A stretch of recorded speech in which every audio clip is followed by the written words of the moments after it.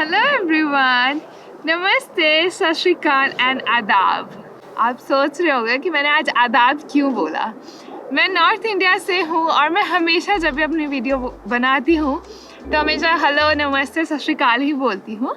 लेकिन मुझे कमेंट आए कि आप कभी आदाब नहीं बोलती, तो आज मैंने अपनी गलती सुधार ली और आज मैंने आदाब भी किया है।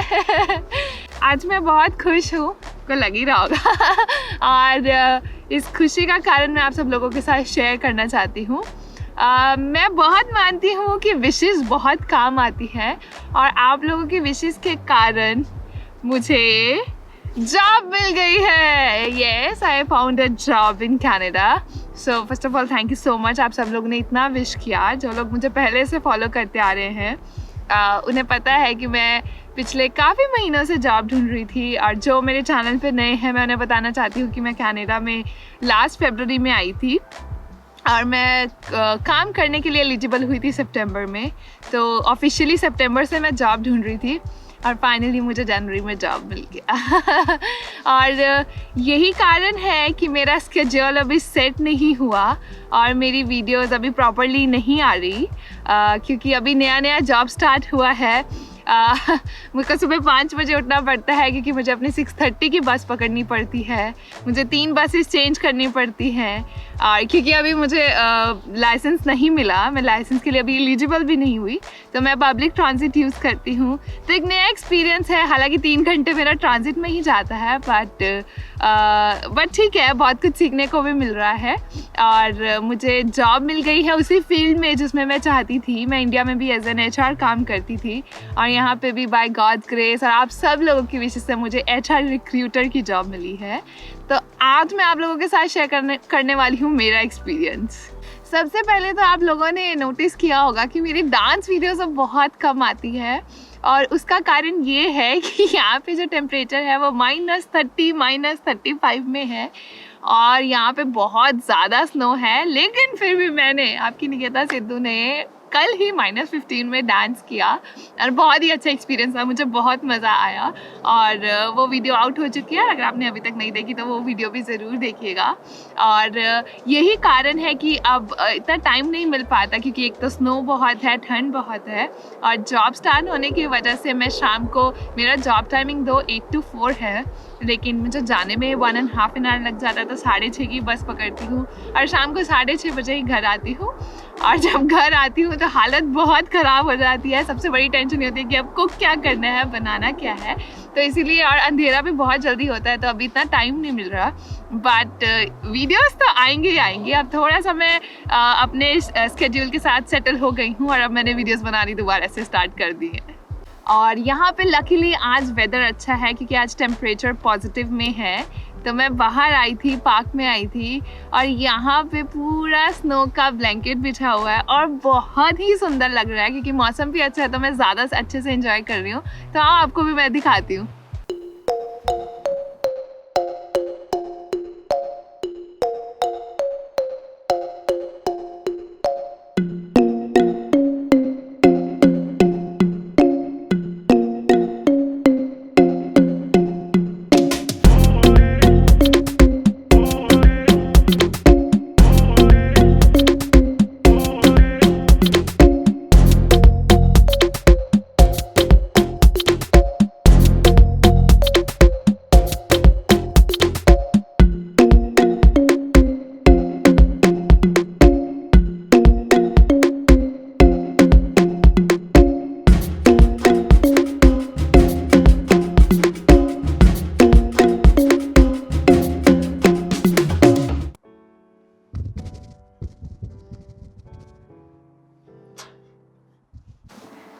तो जैसे कि आपने देखा कि बहुत ही सुंदर लग रहा है और वेदर ठीक होने की वजह से आज मैं इसको एंजॉय भी कर रही हूँ।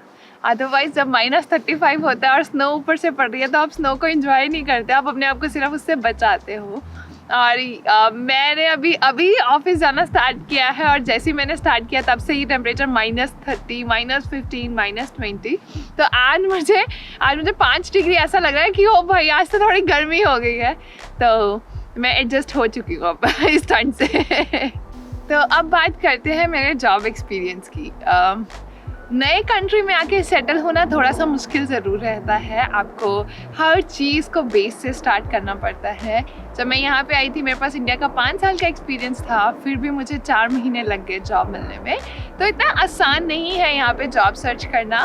बट मैं ये बोलूँगी कि ऐसा भी नहीं है कि आपको जॉब नहीं मिलती। हाँ, आपको थोड़ा एफर्ट डालना पड़ता है, सर्च करना पड़ता है, आपको बहुत सारा एक्सपीरियंस होगा कि यहाँ पे जॉब, यहाँ पे कल्चर कैसा होता है काम करने का, यहाँ पे जॉब इंटरव्यूज़ कैसे होती है। मैंने भी बहुत जगह जॉब इंटरव्यूज़ दी और पता लगा कि हम कहाँ पे स्टैंड करते हैं। तो हर चीज़ से लर्निंग मिलती है आपको एंड फाइनली जॉब मुझे मिल गई। और मैं यही बोलूँगी कि जॉब ज़रूर मिल जाती है, it's a matter of time कि आपको कितनी देर में मिलती है। तो आपको बहुत पेशेंस रखनी पड़ती है। और मेरे साथ जॉब सर्च में काफ़ी हंसी वाले किस्से भी हुए, मैं आपके साथ ज़रूर वो शेयर करना चाहूँगी। मुझे सितंबर में वर्क परमिट मिला और मुझे कुछ 4-5 दिनों के बाद एक जॉब इंटरव्यू के लिए बुलाया गया और वो मेरी इंटरव्यू थी कुछ 10:30 बजे की। और मैंने जब चेक किया तो मेरे घर से जहाँ पे मुझे जाना था कुछ तकरीबन सवा घंटे का था। तो मैं अपने घर से कुछ 8:45 पर निकल गई कि मुझे टाइम पे पहुंचना है। और मैंने कभी पब्लिक ट्रांजिट यूज़ नहीं किया था उससे पहले, तो मुझे वो first time public transit use करना था। मैं बहुत एक्साइटेड भी थी, नर्वस भी थी क्योंकि पहला इंटरव्यू था कनाडा में। तो और मुझे बहुत था कि मेरे को टाइम पे पहुंचना, एक इम्प्रेशन करना है। और मैंने बस पकड़ी और जब मैंने बस पकड़ी तो मुझे खुद पे बहुत प्राउड फील हुआ कि मैं आज अकेली जा रही हूँ, राइट, इंडिया से आई हूँ, अकेली लड़की हूँ और सब कुछ अकेले कर रही हूँ। बहुत प्राउड फील हुआ। और मुझे 15 मिनट के बाद रियलाइज़ हुआ कि मैं गलत बस में थी।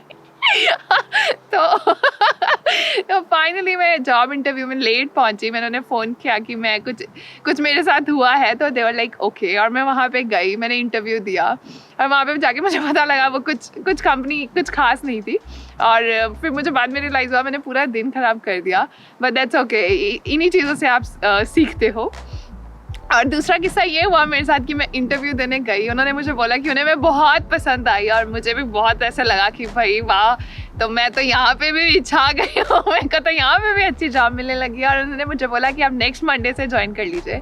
और जैसे एक बच्चा स्कूल जाने के लिए या नई क्लास में जाने के लिए बहुत एक्साइटेड होता है, सब चीज़ें खरीद लेता है, मैंने भी सब चीज़ें खरीद ली। मैंने नए टिफ़िन ले लिया, मैंने नए कपड़े ले लिए, मैंने सब कुछ नया ले लिया।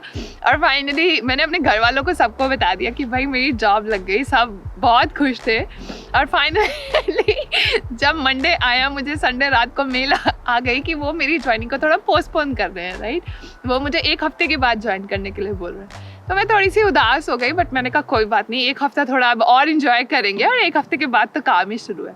तो वो 1 हफ्ता भी निकल गया और फिर उस हफ्ते के बाद मुझे फिर से मेल आई कि अब हम आपका 15 दिन एक्सटेंड कर रहे हैं। तो वो होते होते 4 महीने एक्सटेंड हो गया, बट वो मुझे उसके बाद कुछ नहीं पता। और तो मेरे साथ ऐसे बहुत सारे किस्से हुए एंड फाइनली अब मेरी जॉब लग गई है। और मैंने बहुत बार बोल दिया है। तो अब तक का मेरा यहाँ पे जॉब एक्सपीरियंस बहुत अच्छा रहा। यहाँ का कल्चर थोड़ा सा इंडिया से डिफरेंट है। यहाँ पे हर किसी लेवल का पर्सन हर किसी को बहुत अच्छे से ट्रीट करता है। जैसे कि कंपनी का वीपी भी, अगर मैं अपनी बात करूँ तो कंपनी का वीपी भी मुझसे ऐसे बात करता है जैसे कि वो मेरा बहुत अच्छा दोस्त हो। But at the same time यहाँ पे काम का स्टैंडर्ड्स भी बहुत हाई है और आपसे एक्सपेक्टेशंस भी हाई रखी जाती है और at the end of the day आपको डिलीवर भी करना होता है। और अगर आप अच्छा डिलीवर करते हो तो आपको अप्रिसिएशन बहुत मिलता है। यहाँ पे जॉब रेफरल के थ्रू मिलना बहुत आसान हो जाता है कि अगर आपको कोई रेफर कर दे तो आपको जॉब ईजिली मिल जाती है। ईजिली मिलने का मतलब है कि आपका प्रोसेस थोड़ा ईजी हो जाता है।